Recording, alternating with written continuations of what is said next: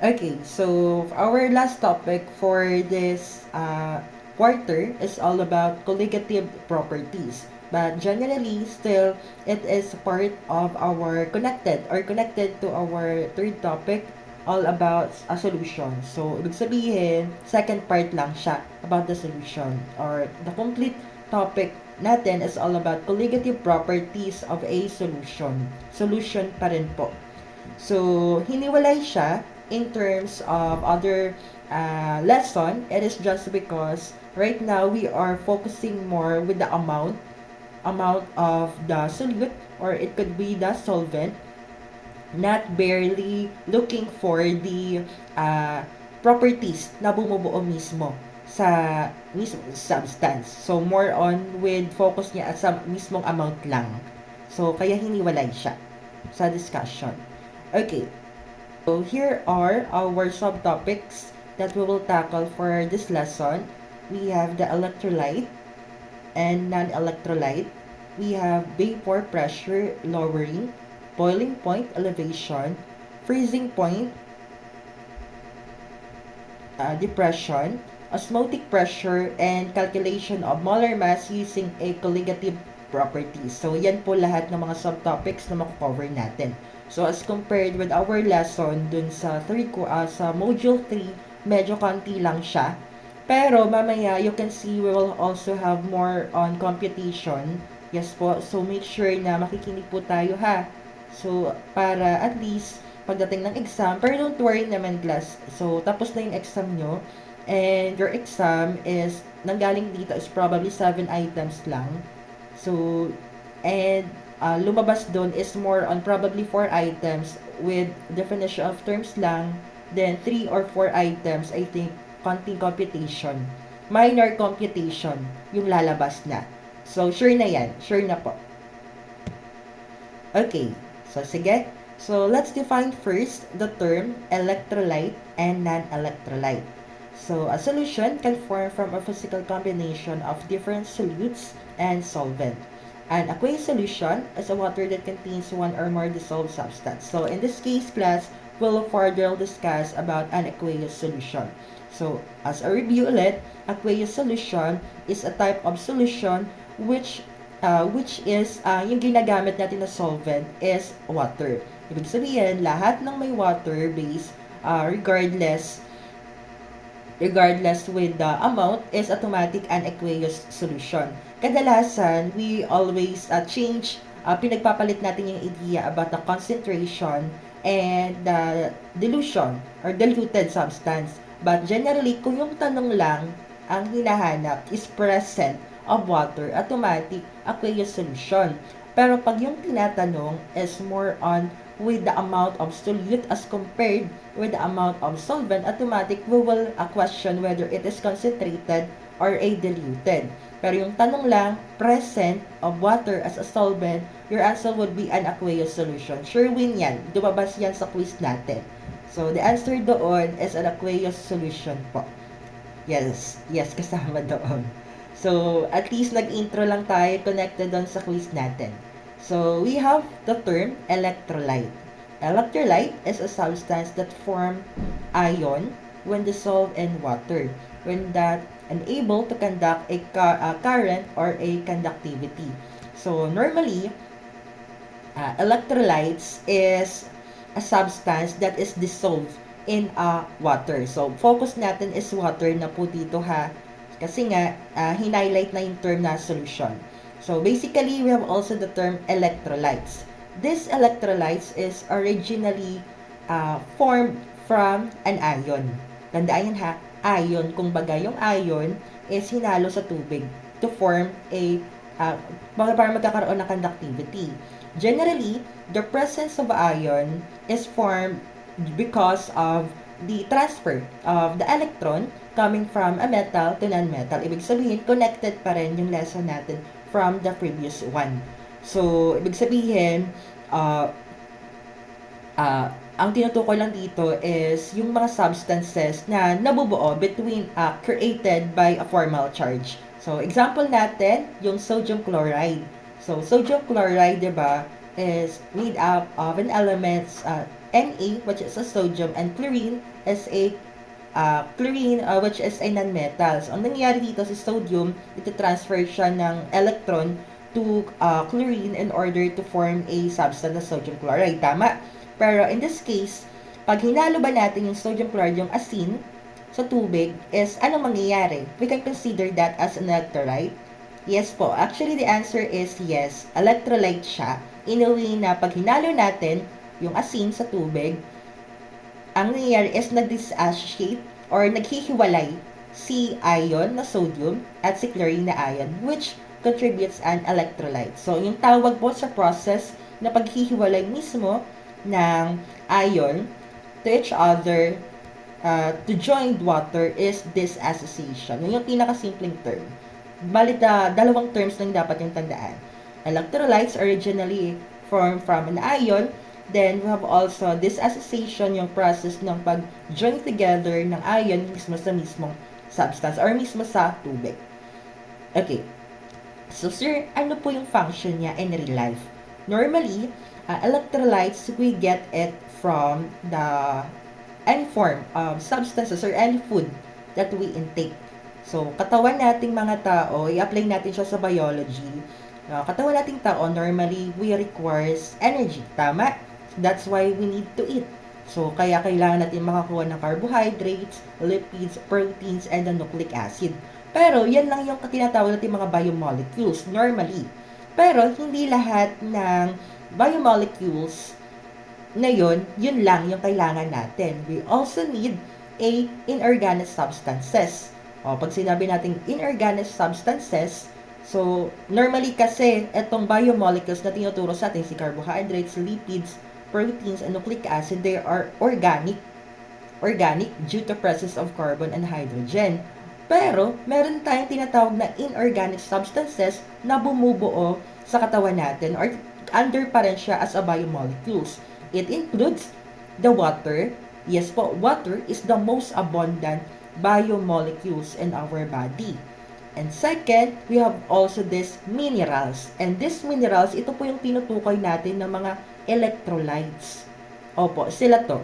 Mamaya, we will tackle those electrolytes. Ito yung mga potassium, sina chlorine, sina magnesium, sina tawag dito, bicarbonate. Sila yung mga minerals na tinutukoy na kailangan sa katawan natin in small amount. Konti lang yung percentage nila, pero yun nga, kahit konti lang, pag kumulang tayo sa katawan natin or wala, or sumobra naman is masama. Yan yung target lagi. Hindi pwedeng sumobra, hindi pwedeng kumulang. So, same thing as other biomolecules. So, saan generally nakukuha sa electrolytes?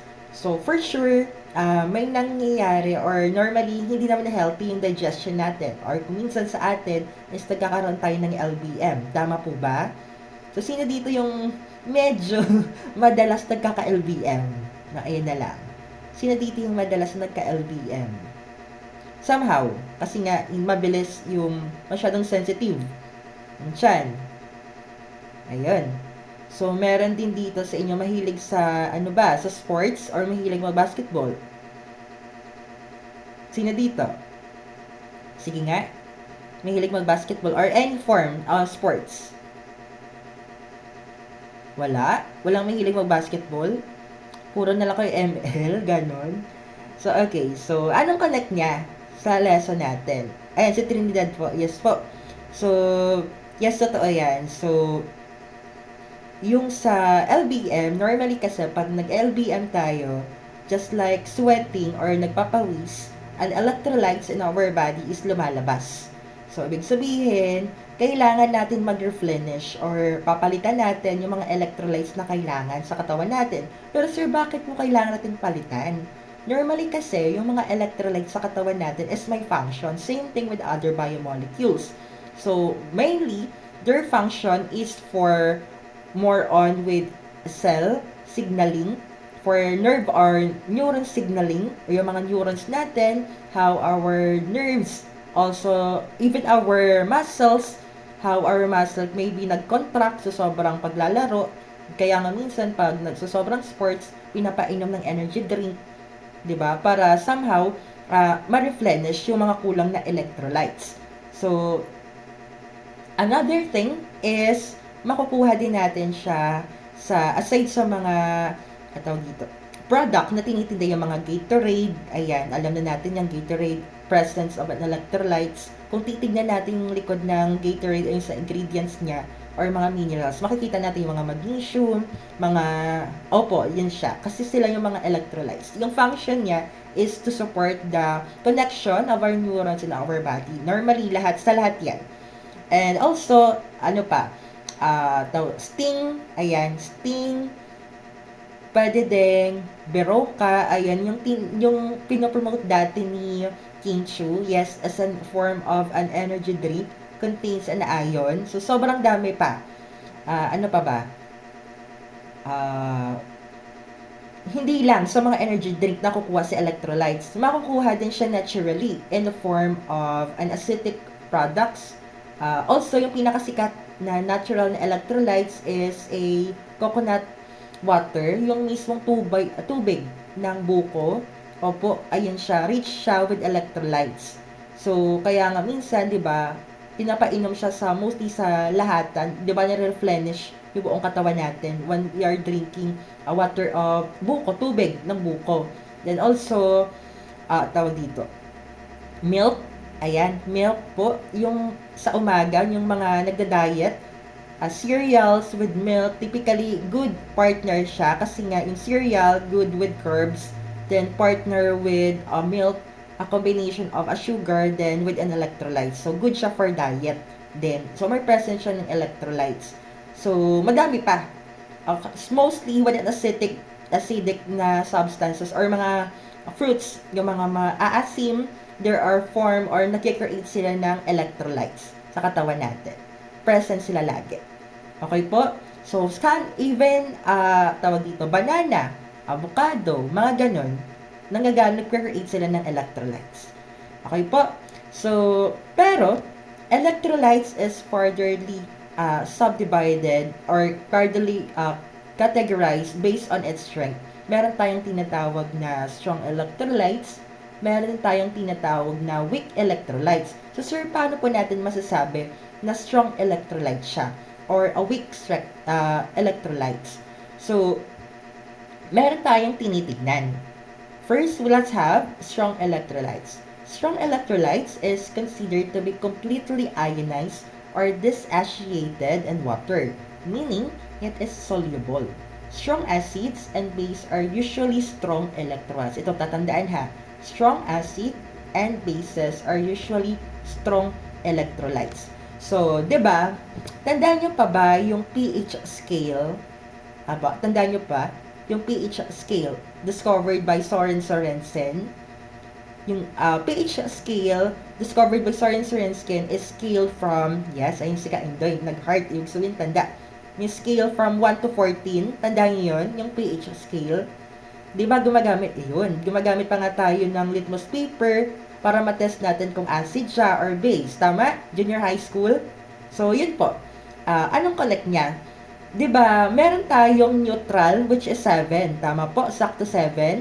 So, ibig sabihin, paano natin siya ma-identify whether it is a strong acid or a strong base? Ibig sabihin, from the center or sa 7, yung reference point natin, 1, and number 14 is a strong acid and a strong base.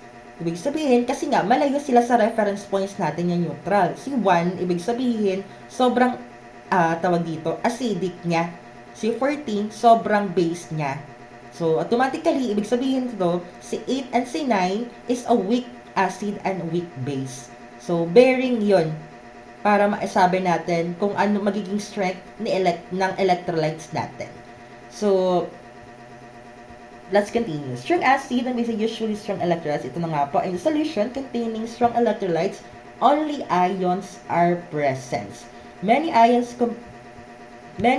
compounds are soluble in water. However, not all, tandaan to not all ionic compounds are soluble.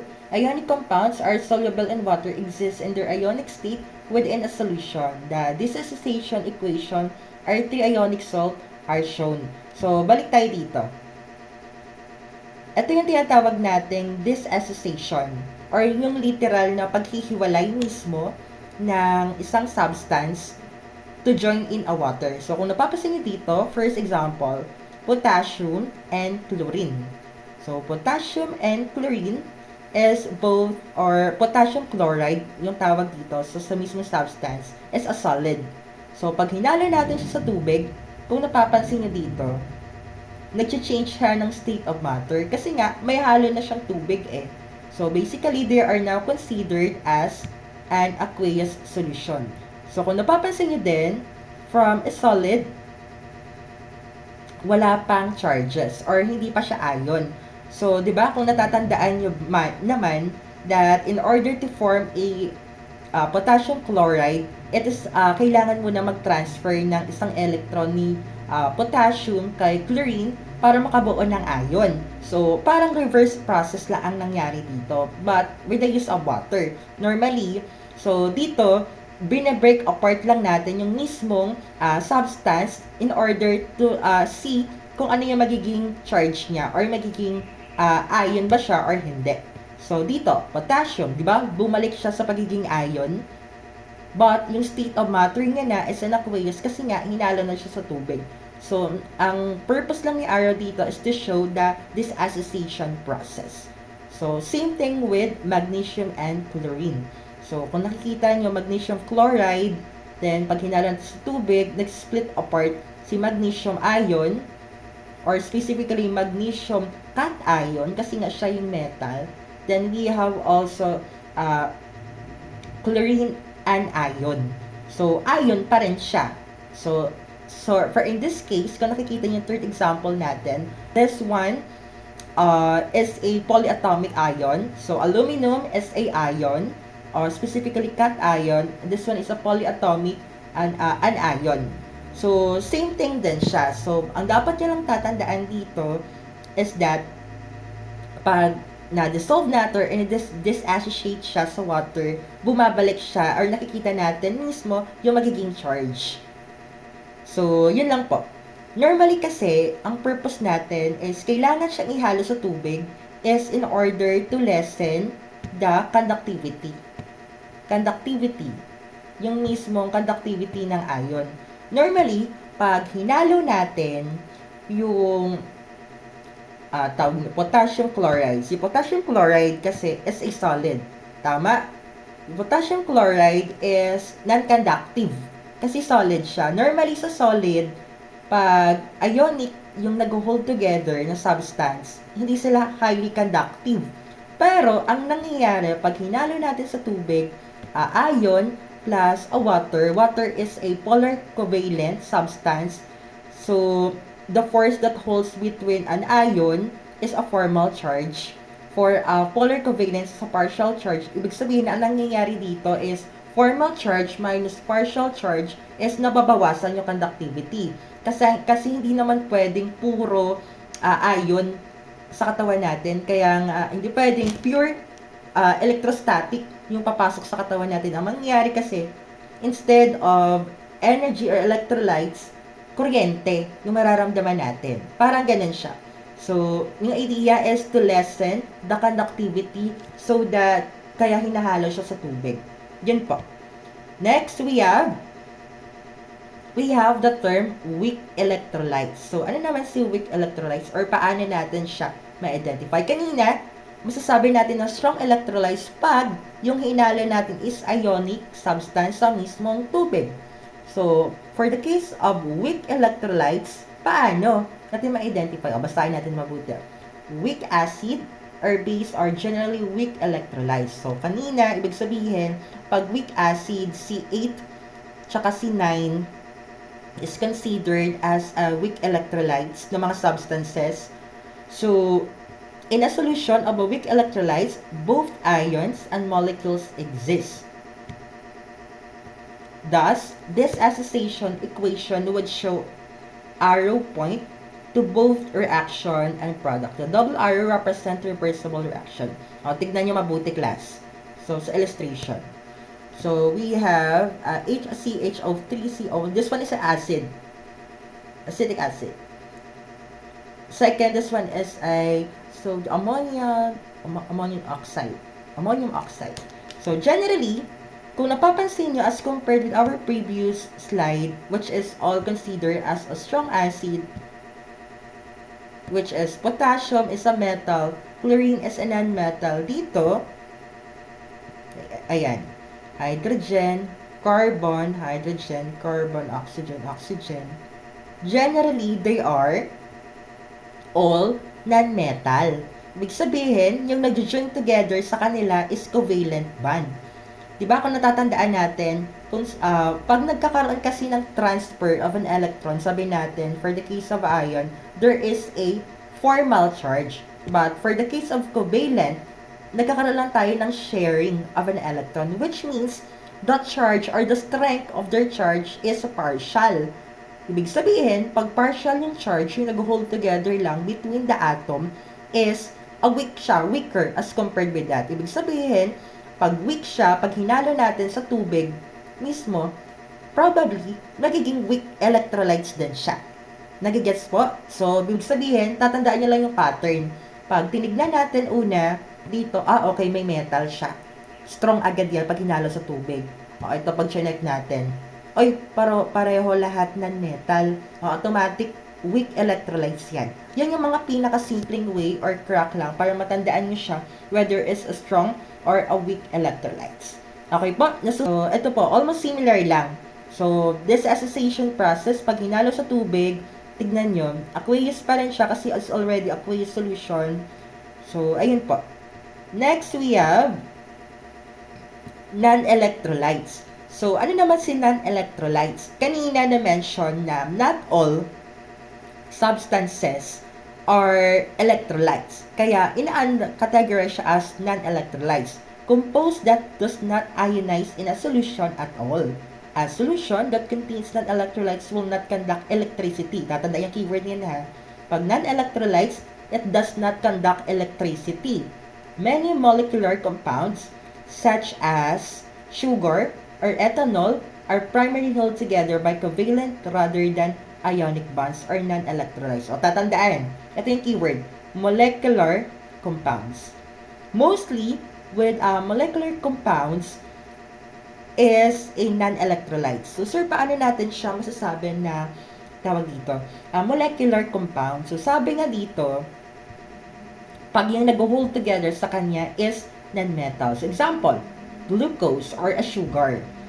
Sugar is non-electrolytes. So, ibig sabihin, pag hinalo natin sa tubig o asukal, it does not give an energy sa atin, a certain electrical spark for our para maging active tayo. So, carbon and hydrogen and oxygen. Pareho sila, lahat sila non-metal. But, in this case, kasi class, kung titignan natin mabuti, ayan. Yes, almost similar with a weak electrolytes. But, as you can see, soluble din siya sa tubig. Kaso, ang nangyayari dito is the amount of carbon, hydrogen, and oxygen is hindi siya instantly nagbibigay. Kumbaga, iba yung function niya. Kung natatandaan niyo, sabi ko nga sa inyo, glucose is still under with other types of biomolecules, which is the carbohydrates. So, kumbaga, iba yung function niya, first that case, kumbaga, pwede siya makonsider as non-electrolytes, pero, makakonsider natin siya majority as a carbohydrates. Kasi nga, sugar is a carbohydrates that gives an energy sa atin. So, iba yung function niya for an instant energy. Iba naman yung function ni electrolytes as a general. So, basta yung pattern na tatandaan nyo lang dito is that i-check nyo mismo kung may metal siya or non-metal. Basta tatandaan, pag may metal, mostly kasi pag mga, dito is may mga magnesium, mga bicarbonate, mga chlorine, automatic, strong electrolytes agad yan. Okay? So, pag dito, may nakita kayo parehong non-metal, mga non-metals yung nakikita, muna kayo, check nyo mabuti. Pag may nakita kayong CH3 or mga OH sa dulo, mostly mga ganito po. Carbon, hydrogen, tapos oxygen, pero yung structure niya is in a simple form. Example, hydrogen 4, we can say, mag-doubt kayo, weak to, hindi. Weak siya or hindi, mag-iisip kayo ng ganyan. Pero mostly pag mga long compounds like this, automatic weak lang siya. Pero itong mga CHO, yung mga CHO, CHON, CHOMP na pinamemorize ko sa inyo, automatic, they are not electrolytes. Instead, they are carbohydrates. Okay po? O, sige, next tayo. Most soluble ionic compounds or few molecular compounds are strong electrolytes. Most molecular compounds are weak non-electrolytes. Strong electrolytes have better tendency to supply ions. So, tama nga naman. Kasi nga, kaya nga kinakategorize natin yung asin as an electrolyte pag hinalo sa tubig. Kasi nga ion may metal. So, obviously, they can provide ion sa mismong tubig than a weak electrolytes because of the degree of extent of their dissociation of ionization. The strong electrolytes have a greater effect on the properties of the solution. Ito tatandaan yung last. Strong electrolytes have greater effect on the properties of a solution. So, tama po yun. Kasi nga, iba yung may conductivity na pinoprovide sa mismong equation, tawag dito, aqueous solution, in a way na kaya niya mag-function as a whole as compared with a non-electrolytes. So, iba na naman yung function niya with that. Okay po? So, next we have molality. So, sir, bakit andyan na naman si molality? So, for this case class, molality is important in computing or identifying the colligative property of a substance. So, molality is an intensive property of a solution that is defined as the number of moles of solute per kilogram. So, kung natatandaan nyo man yung formula natin with a molality, siya lang yung kakaiba sa lahat, di ba? So, mostly sa formula natin, parts per million, parts per billion, percent by mass, siya yung pinakakakaiba instead of solution sa denominator sa kanya is the solution, the solvent sa denominator. So, mabilis siyang tatandaan agad-agad. So, that's why our unit often used is mole over kilogram. Kilogram ng mismong solvent. And generally, the derived unit used for molality is what we call molal. Molal. And molal is symbolized with small letter M. M na maliit. Di ba natatandaan nyo sa exam or sa quiz natin, may lumabas na malaking capital letter M? That is a molarity. Kasi nga, derived unit siya. So, ibig sabihin, kung the given na siya, all we need to do is to titignan natin yung pinanggalingan na unit niya. Pag derived unit kasi, ibig sabihin, collectively unit siya ng iba't ibang units. Ibig sabihin, pwede siyang mahati-hati pa pag titignan natin in all aspect. So, bakit sir hindi molarity yung gagamitin natin dito?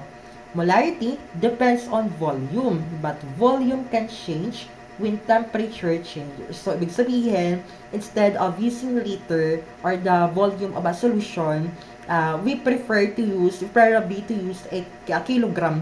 Kasi nga, sabi dito, volume can influenced by temperature.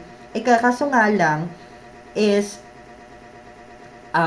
tawag dito, right now, in colligative property, we always exert pressure and temperature. So, that's why, X na agad siya. Hindi siya pwedeng gamitin about a colligative property. So, properties, sabi dito, these properties called colligative property. The word colligatives come from the word colligatus, which means bound together. But the Greek translation related to number of implying these properties are related to number of solute particles and not their identity.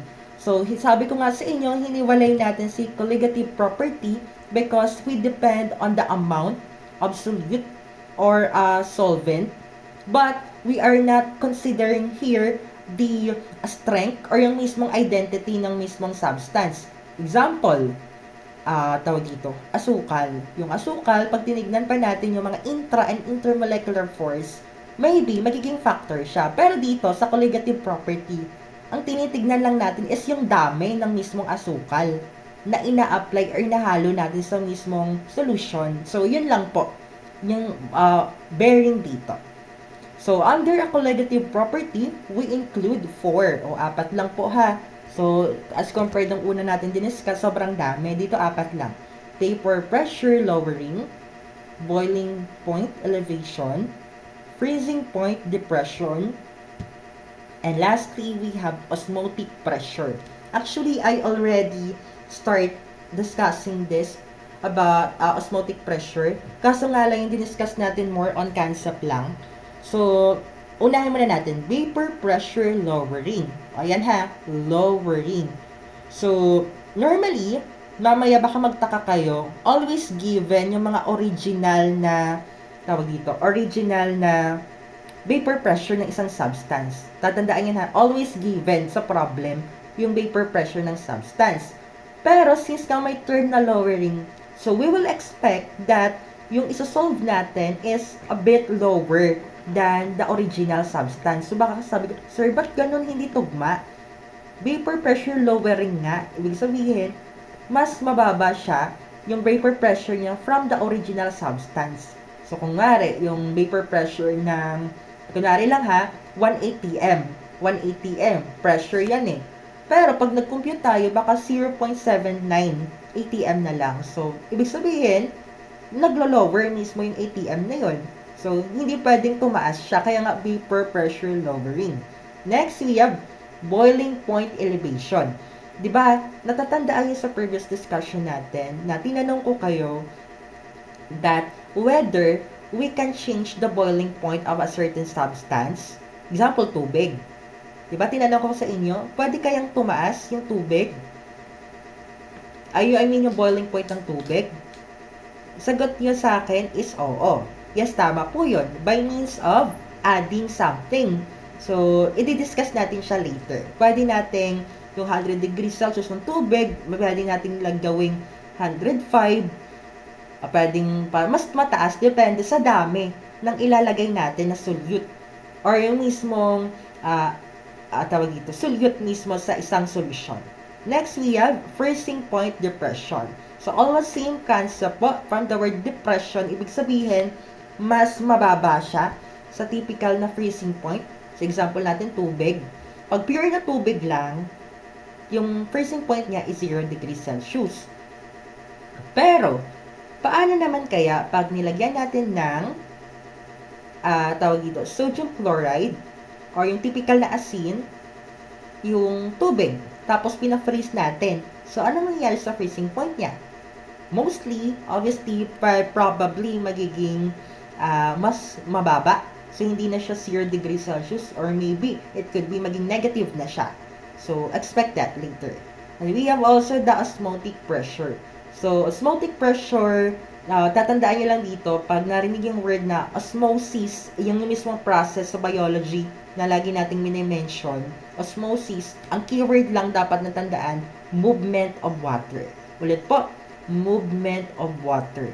Water yung gumagalaw dito, hindi po solute. Osmotic pressure. Okay po? So, unahin muna natin, vapor pressure. Una na ha, vapor pressure. So, let's differentiate first vapor with a gas. So, last na diniscuss ko, magkaiba po si gas kay vapor. O, example, nagpakulo ka ng tubig. Obviously, nagpainit ka ng tubig. Ang tawag sa mismong pag-change ng tubig sa mismong another state of matter into gas, actually, yung pinaka-proper na tawag sa kanya is a vapor.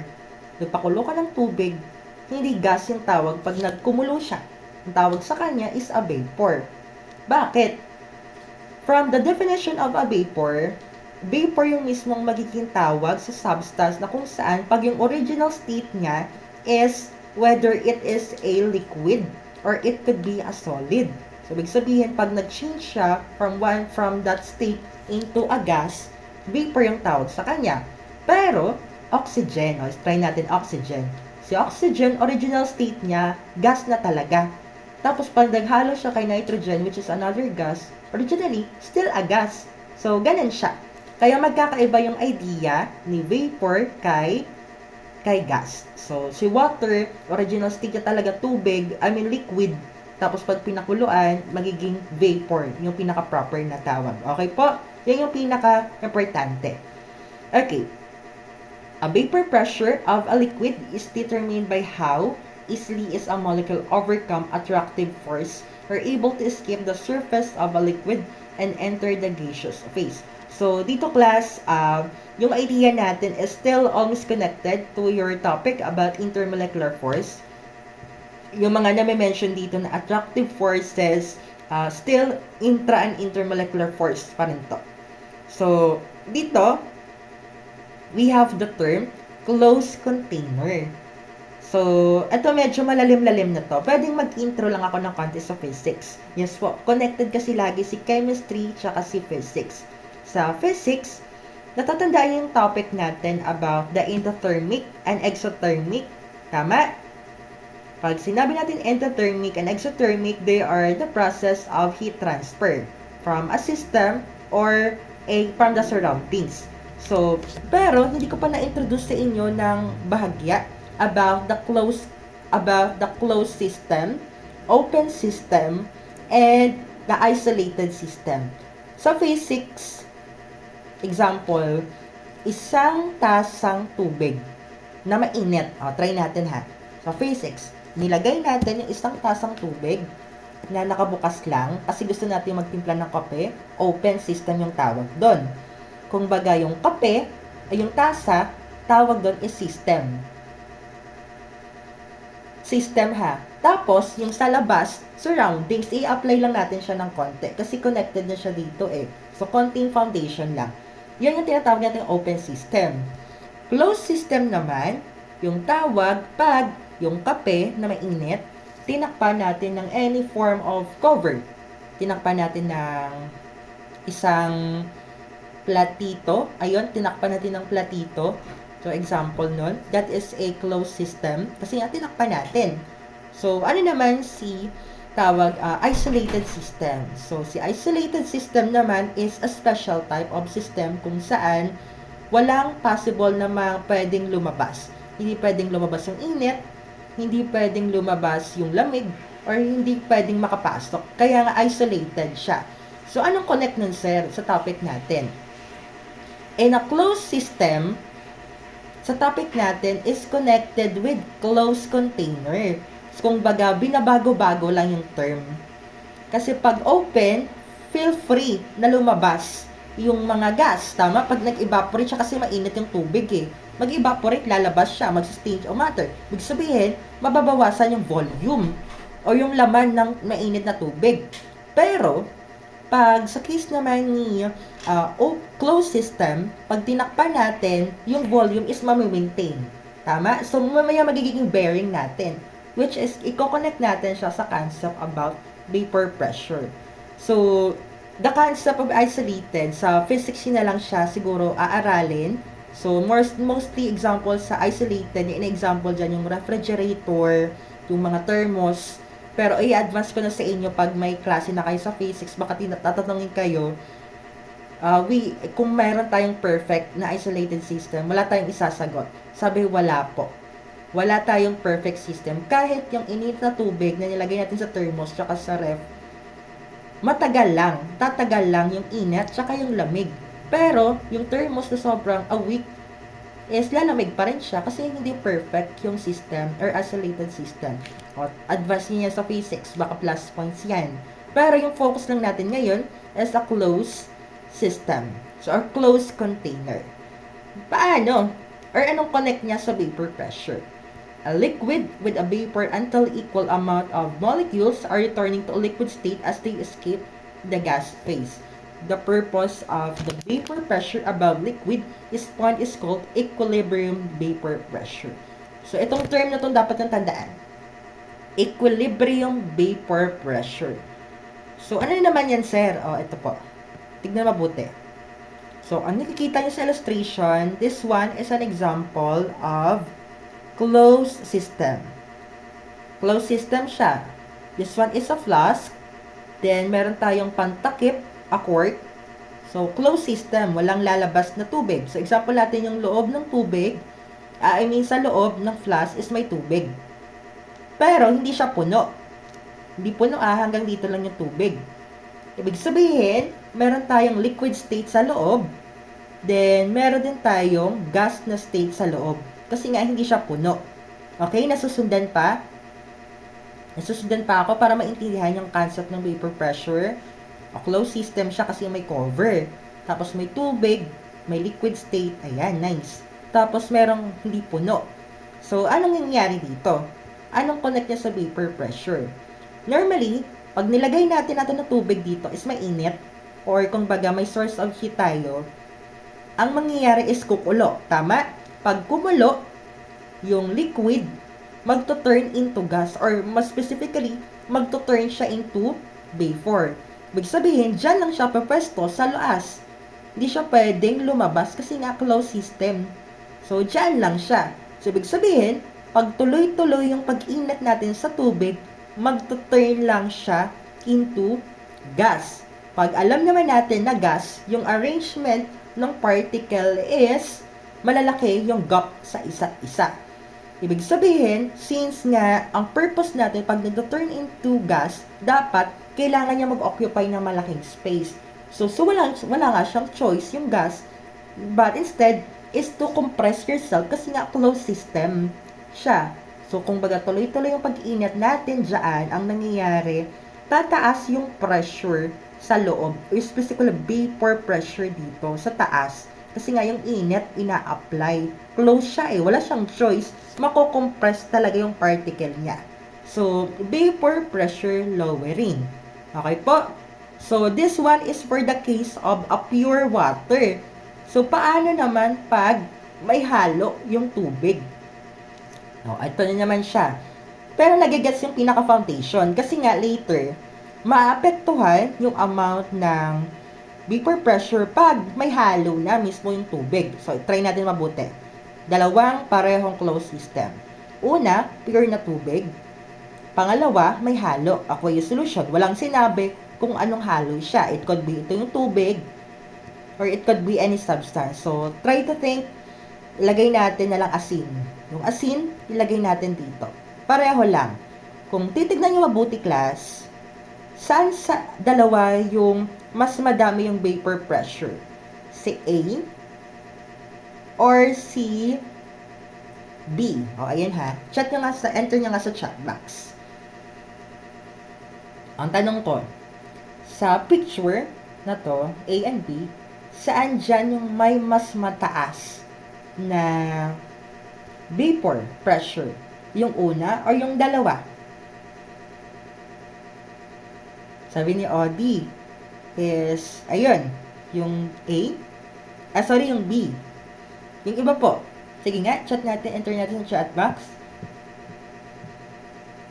For your participation. Ito po, yung titignan yung arrangement. B yata, sabi ni Irish.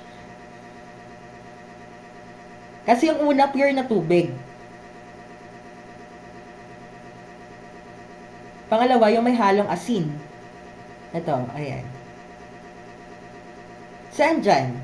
Yung mataas yung vapor pressure. Ayan o, tubig din yan. B po, sir. Sabi ni Barte. B, sir, kasi may bilog-bilog. Anong bilog-bilog? Ano yan? Vapor. Yan yung droplets ng tubig. Ayan. Tubig din to. Kasi ito, napapansin yung paghinaluan.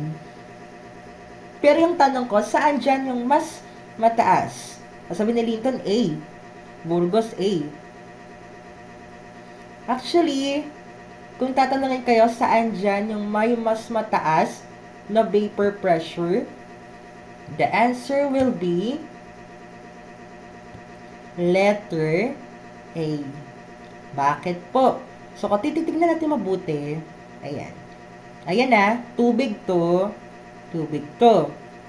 Pero yung mga particles, 1, 2, 3, 4, 5, 6, 7. O 7 lang. Dito, 2, 4, 6, 8, 10, 12. Madami. Ibig sabihin, mas mataas yung pressure sa letter A. Kasi nga, napipilitan silang i-compress yung sarili nila sa closed na system. For in this case, konti lang yung nag-escape. Kung baga, may free pa sila, hindi sila sobrang pressure na pagpipilitan yung sarili sa loob. So, anong connect niya sa topic natin with solute? Ibig sabihin, lang nito is that pag naglagay tayo ng solute sa mismong solvent, there are tendency that this solute were able to stop or slow down the vapor pressure o pinapababa niya yung vapor pressure ng mismong solution.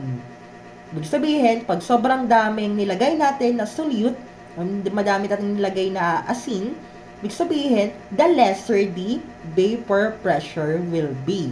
O, nagigets pa. Yung tatandaan ha, kung baga, pag madami tayong nilagay sa tubig, napapabagal niya yung pagkakaroon ng vapor pressure. O, nagigets po? Nasusundan ako somehow, class? Naintindihan? Thumbs up nga? Yan lang yung pinaka-idea dyan. Na pag nilagyan natin ng solute, kasi ito pure pure na solvent. O, ayun, nice. O, sige, basahin natin mabuting explanation. Pero yun yung pinaka-simple na explanation lang.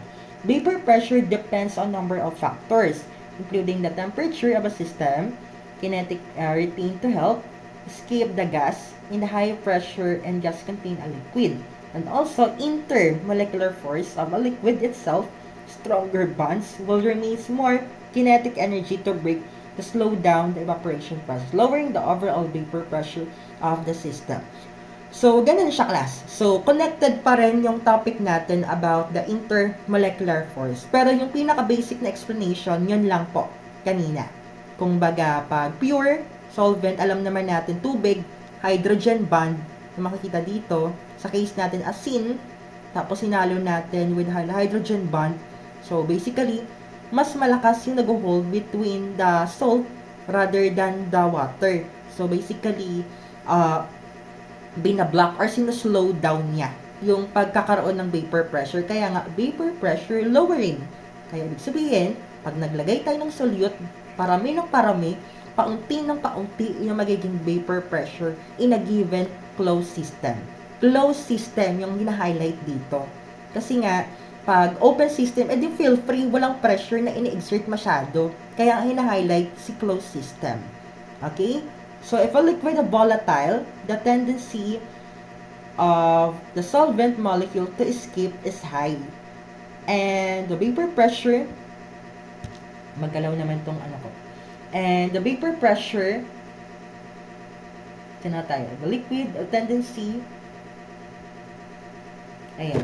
And the vapor pressure is high. In contrast, a non-volatile substance has lower vapor pressure and low tendency to escape. So, uulitin natin yung term na volatile and non-volatile. So, ano naman yung connect ng dalawang to? Okay, so try natin. Before, na-mention ko yung term na volatile. Yung pinaka-simple explanation niya lang is that yung mga substance na mabilis mag-evaporate, kung baga gasolina, alcohol, diba pag alcohol, nirarab lang natin, tapos freely na agad siya na wawala. Kasi nga, mabilis lang siya mag-evaporate. So, kung pag nilagay natin siya dito sa closed system, mabilis lang na magkaroon tayo ng vapor pressure. Kasi nga, yung intermolecular force niya is mababa. Konting init lang, kukulo na siya agad, magtuturn na siya into vapor. Agad-agad. So, volatile ang tawag yan. Pero, sa in-example natin kanina na asin, tawag dito, may mga substances kasi or specifically na non-volatile. Ibig sabihin yung substance na sobrang tagal kumulo. Kasi nga, masyadong malakas yung intermolecular force nila. Kumbaga, since malakas nga siya, kailangan ng mas madaming init or mas matagal na init na ini-exert. So, factor din yon sa tinitignan natin para ma-identify kung whether that substance has a vapor pressure na mabilis or mas mataas or mas mababa. Okay? So, what happened to pure water sa A? In a figure, if we add non-volatile solute. So, try natin daw. What happened to pure water? Ito daw yung tubig. If we add non-volatile solute to the solvent in a question as shown in aqueous solution B. So, ito, an example lang natin. Ito, kanina, in-explain na natin to na yung asin, pag nilagay natin ang non-volatile So, normally, matagal unless nag-lower yung vapor pressure na ini-exert. Kasi nga, matagal siya eh. Masyado siyang malakas. So, yun lang po. So, paulit-ulit, pero yun na po yung pinaka-idea lang. So, isi-skip ko na kasi in-explain na natin. Ito, naka-underline. The greater the concentration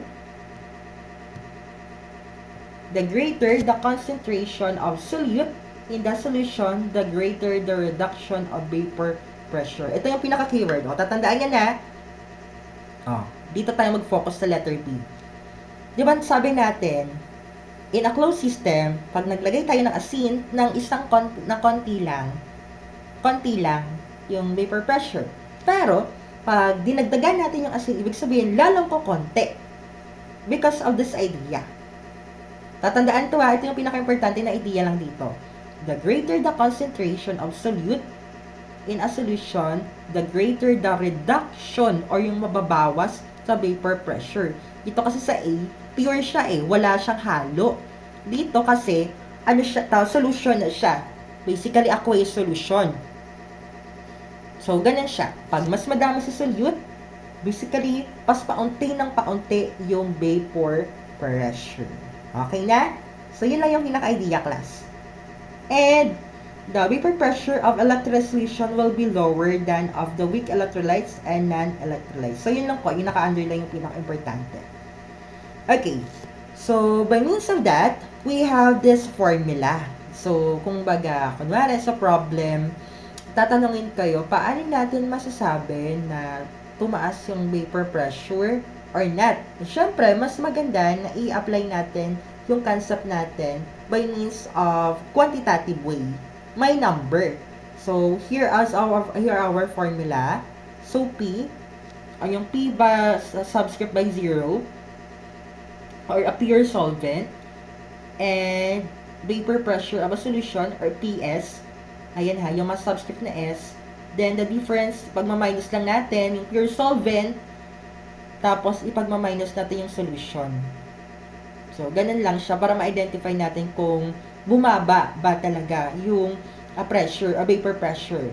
In terms of lowering the vapor pressure, the ratio is P by O per initial pressure and the pressure of a solution over pressure of a solvent is also known as a relative lowering vapor pressure.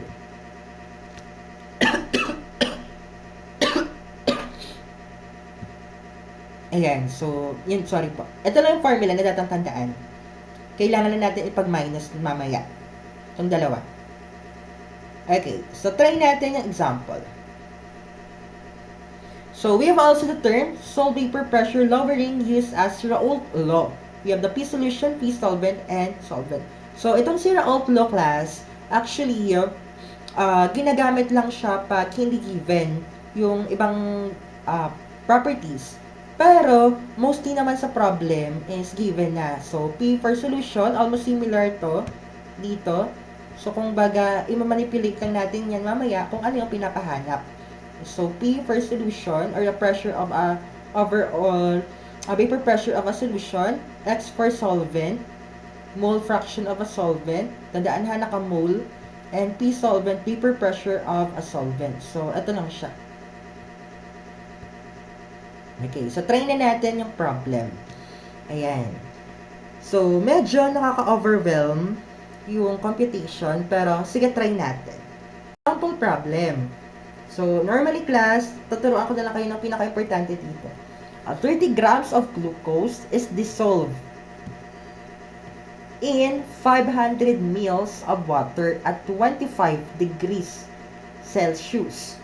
So, yan yung given. Yung asukal daw, tinunaw natin sa 500 ml na tubig in 25 degrees Celsius constant temperature. What is the vapor pressure of a solution? Yung tinatanong, ano yung magiging vapor pressure ng mismong solution? So, kung baga dito, ano yung magiging vapor pressure natin dito? Mamaya, pag yung asukal, isinalo natin sa tubig. So, instead of asin, asukal na. It could be bababa. siya, expect na bababa kasi nga may halo. Kasi pag pure, madami eh. So, expect na ganito siya. Bibilangin natin siya by means of number.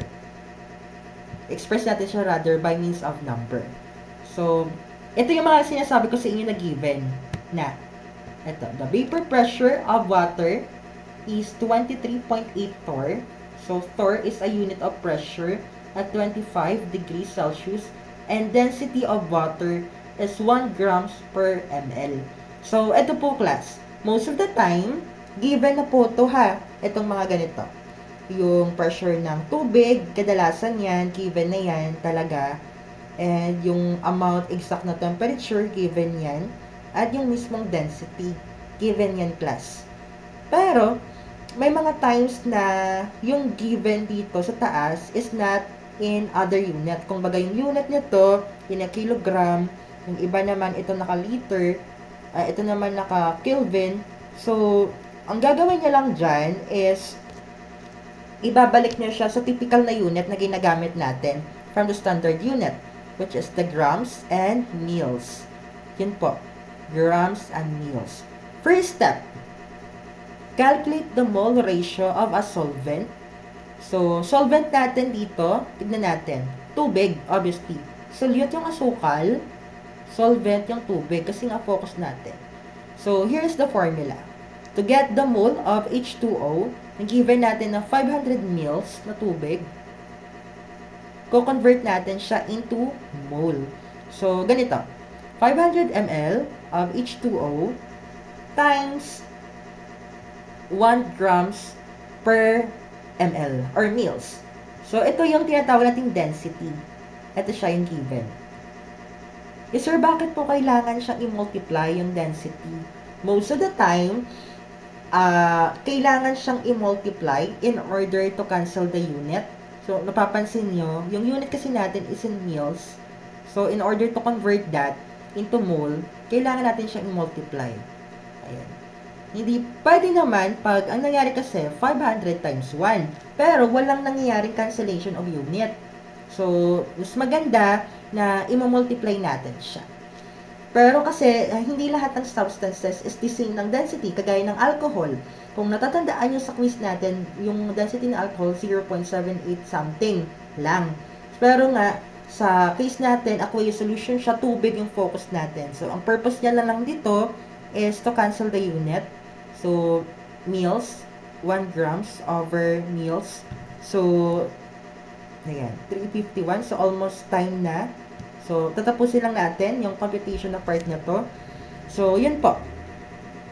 500 mils of butter times 1 grams of mils. So, in order to cancel the unit of, mils. So, cancel siya. Then, nasa unit na tayo ng grams. Kasi cancel na to eh. Cancel na to. Itong grams. Itong grams, ang target natin is i-convert natin siya. Panay galaw yung cursor ko. Itong grams na to, target natin is i-convert siya into mole. So, pag nagko-convert tayo ng mole, is kailangan nating i-multiply or hanapin natin yung molar mass ng mismong substance. So, 18.0816 grams. This one is the molar mass of the water. So, kung napapansin nyo, sa baba natin siya nilagay yung grams. Kasi nga, in order to cancel this. Cancel. Cancel. Over 1 mole. So, ganun siya. Ibig sabihin, na-cancel dito, na-cancel na dito. Ang naiwan na lang yung mole. Ganun. So, pwede nyo din siyang i-calculate ng diretsyo na. 500 times 1 times 1 divided by 18.016. So, we will get the 27.753 moles of H2O. So, yun po. The moles of water. So, sir, bakit po kailangan siyang i-convert into mole? Sa case natin kasi ngayon, solution na yung tinutukoy natin, yung mismong buong substance. So, kailangan i-convert natin siya into mole. Lagi. Okay po. So, ito yung pinapakita kung paano kunin isa-isa. Pero, expect na hindi na kami magbibigay ng ganito kahirap. sa exam. So, madali-dali na lang yung lalabas. So, next we have, get the mole of glucose.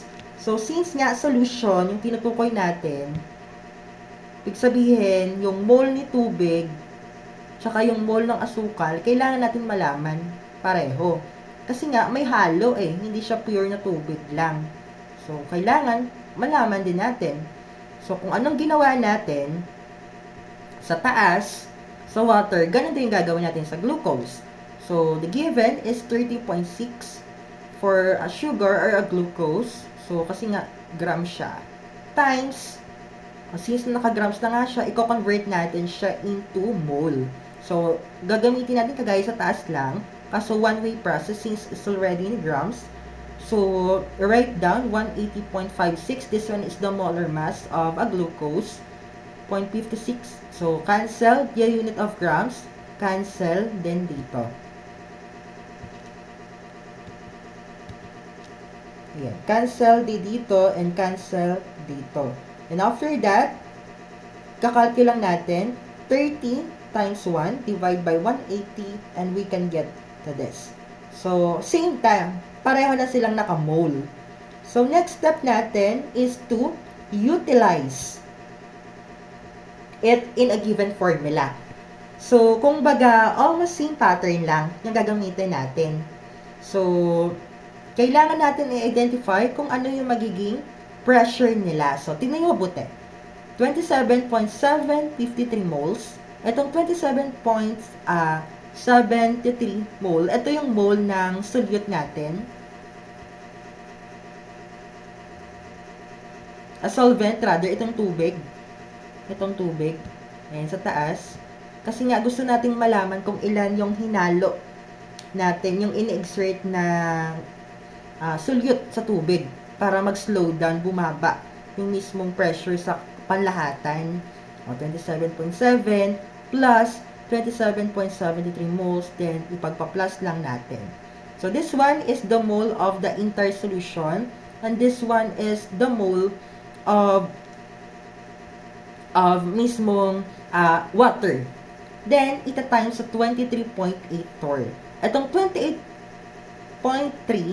torr, this one is the pressure ng mismong tubig in torr. So, given na din siya.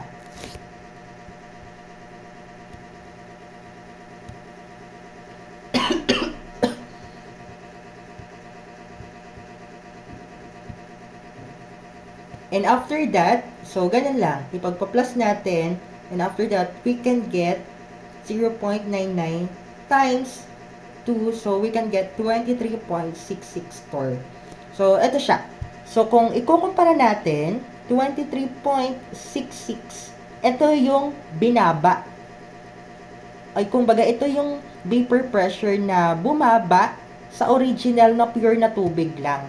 Kumbaga, ito kasi, vapor pressure of water. Ito yung pure na tubig lang na vapor pressure. But this one is yung bumaba na pressure pag may halo siya na asukal. Ito po. Yung 23.6. So, ito yung original na pure na tubig, 23.8. Yung 23.66, ito yung may halo na asukal. So, it's already time class. So, yan lang.